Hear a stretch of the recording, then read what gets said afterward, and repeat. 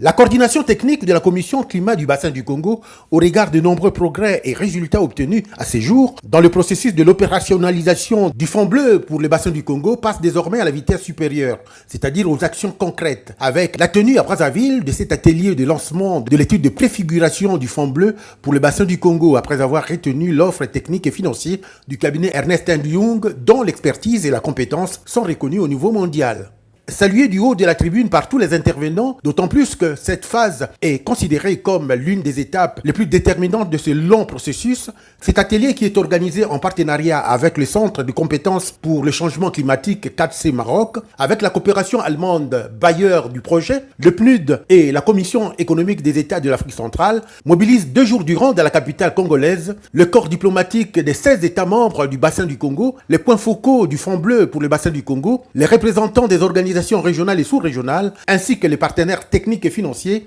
y compris les experts du cabinet Ernst & Young, abordent tous les aspects liés à la mise en œuvre du Fonds bleu, qui n'est autre que l'outil financier pour le bassin du Congo, deuxième poumon mondial. L'étude de préfiguration du Fonds bleu pour le bassin du Congo est constituée de 2 lots. Le lot numéro 1 est consacré à l'élaboration du plan d'investissement des programmes sectoriels de l'économie bleue, adopté par les ministres en lien avec les contributions déterminées nationales présentées par les États membres des communautés économiques régionales à la COP 21 organisée à Paris en décembre 2015. Le lot numéro 2 est consacré à l'élaboration de tous les outils politiques, diplomatiques, techniques, juridiques